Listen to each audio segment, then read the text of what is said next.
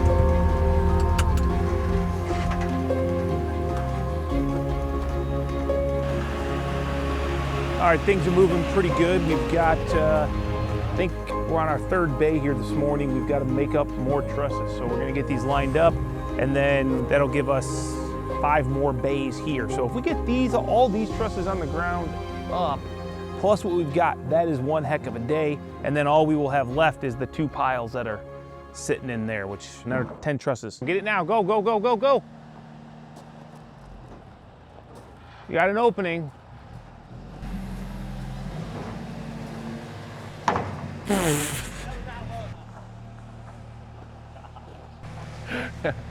Well, he got it.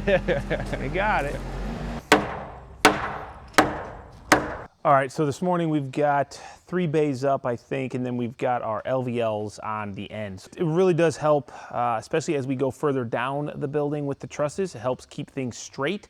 Otherwise, if you have an issue and you keep multiplying that issue, it becomes worse and then very hard to straighten at the end. So we put those LVLs on, we overlap them enough, that way we get a nice straight first truss. And then now that we're in the middle, what we're going to do is we're going to snap a line from top to bottom and re-straighten out our purlins. And what that's gonna do is any time that we had maybe a truss purlin overlap that was off just even ever so slightly, this is gonna erase all that. And since we have the existing roof already done over here, we know our wall is plumb, we can do that. And because we know that the far end is straight, we just did that with the LVLs. And you know, I'm gonna say it's kind of cheating because it allows us not to be as perfect on our purlin overlaps, but I try to be as perfect. We just know that we're not. And after you do, I don't know, we're on, you know, maybe 8 or 9 bays out, things can happen, and it's just, I think, the smart thing to do. Now, snapping another line, we can overcome any inconsistencies in our connections, and we'll start fresh again. So it's kind of just giving ourselves a fresh start halfway through. Get your rope, Cole. It's not tied off yet. Oh yeah, it's tied off.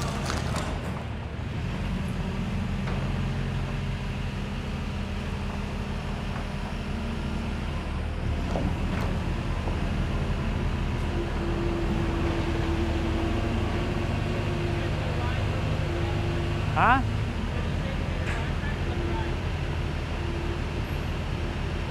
I don't care. No! That's gold, Cole.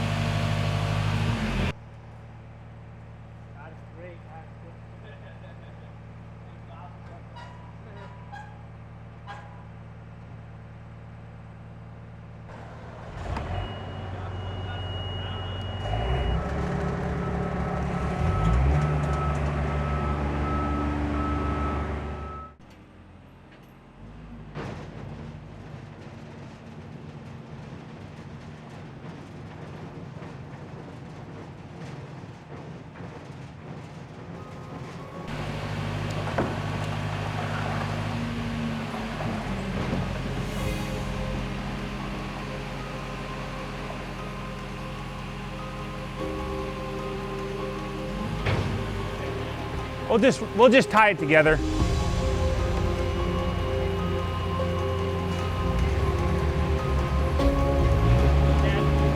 Yeah, I'll get it.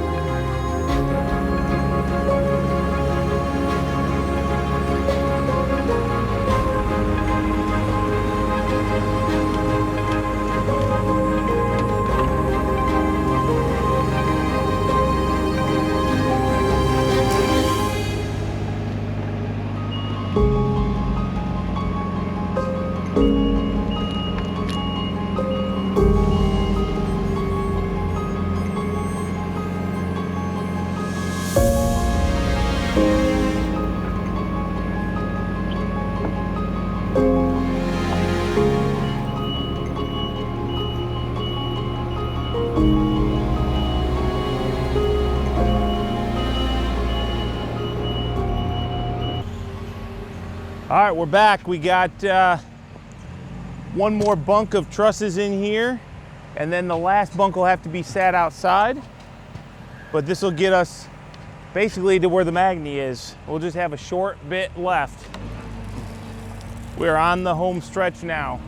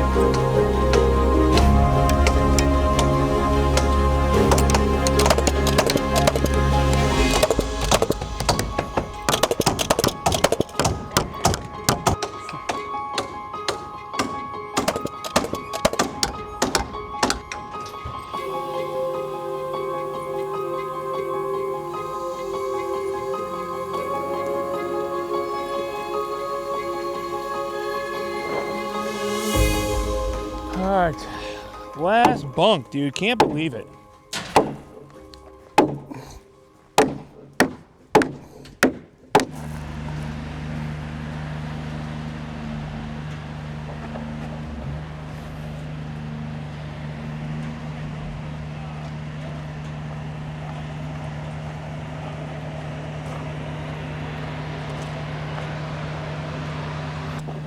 Heck yeah, we are last truss here. Before we put up the last bay, what we're gonna do is snap a line from bottom to top, and that's gonna allow us to take out all the inconsistencies that might have happened here throughout, 300 feet. Like I was talking with Greg, if we're off a 32nd, it's a very little, like a hair's worth of measurement, right? If you compound those, that could be over a ½ inch off. So what we're doing is we're going to make sure that the other end is straight, plumb, all that good stuff. And then we'll come down here, we'll snap a line, and that will allow us to finish the overhang perfect, and it will also be straight. So yeah, on 300 feet, you kind of got to do it. So that's what we're gonna go do now.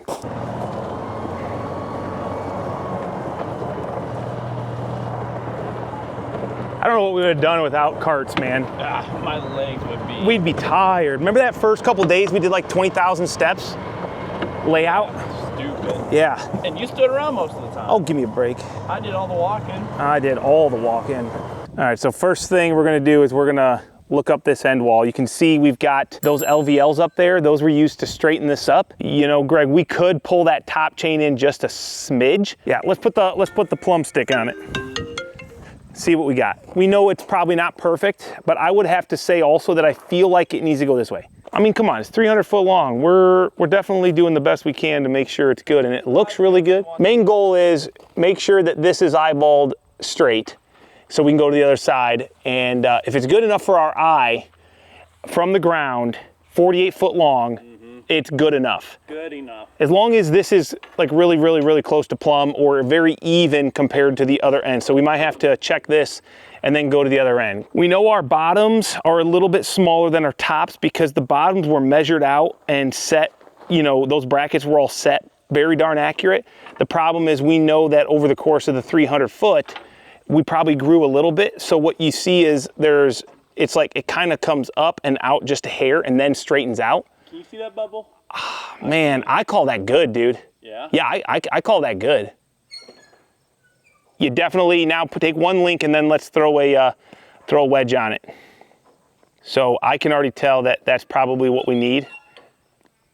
Man, that's really close. Yeah, the nice thing is having these LVLs up here, it kind of takes the whole wall with it instead of just one purlin at a time. A little more. So what's really important is these LVLs being structural, as we attach them to the purlins on our outside truss line that we mark on every purlin, it basically straightens out the wall just by happenstance because those LVLs are going to try to stay straight. And if there's any major curve on the entire wall, what we can do is one chain in the middle of the biggest part of the curve, if we push and pull it, we can basically take out all the irregularities in that truss. So, oh, buddy, chef's kiss. Yep, all right, we're good, we're straight to the eyes, we're plumb, we're gonna go to the other end, snap our line, and then put that last bay of trusses up and wrap up these trusses.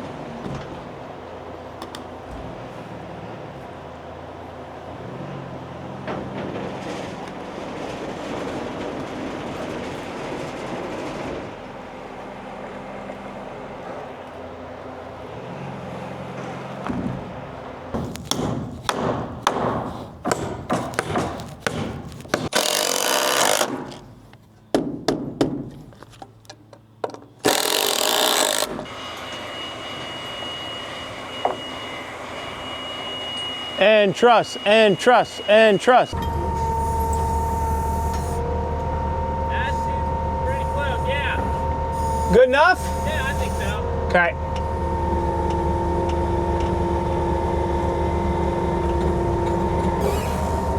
You just gotta keep her a little bit angled and we'll just put it right in that corner. You set it right outside the door opening, Greg. No, right over here. Yeah, buddy.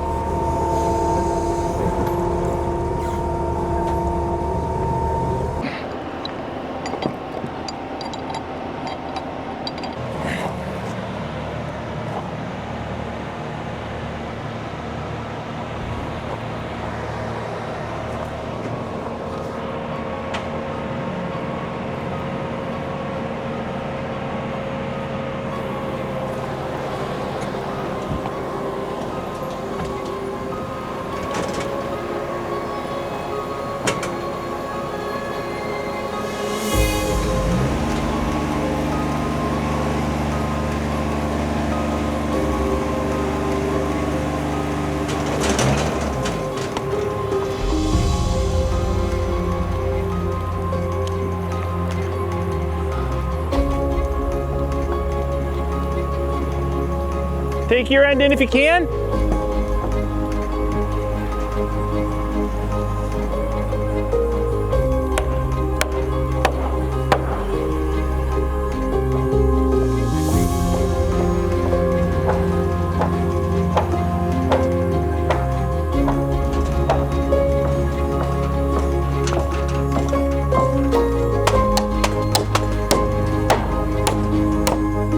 Holy cow, guys, we did it. We got the last final bay of trusses. So what seemed like an impossible task, we were able to do it. So gorgeous weather for trussing. We had great weather when we did this side of roof. So let's cross our fingers that we're blessed with somewhat of the same weather, low wind. Yeah, I'd take a little bit cooler. It was pretty darn hot when we did that other steel, but I'm just stepping back here so you guys can get a look at this. I'm gonna come up on this hill. Look at that. That's a big building. I would have loved to have had all of that frame up and no metal roof on it just to see all that wood. But, you know, a lot of people didn't understand why we did that, why we did the steel on one side, then went and did all the framing. And it was mainly just because if we didn't do the steel, we really had no structure on the frame. So we have chains, but it just doesn't make us feel as good. So by putting the roof on, it locked everything in place. And then honestly, this side, it kind of just all fell right where it was supposed to go. I'm anxious to put up a string to run our fascia, our tails, that'll be next, and just see how good it is. Because when we look at our purlin lines going down the building, they look really straight. They look good, which tells me that we're not far off. There we go, truss is finally done. Usually I say truss day is best day. I'm okay not doing trusses for a little bit. This was like truss week, probably about 2 weeks worth of doing trusses for Greg and I, and thank God Cole was here just to lighten the load. But yeah, there we go. Now they can pick up the Magni, even though I kind of want it for fall protection. It is what it is.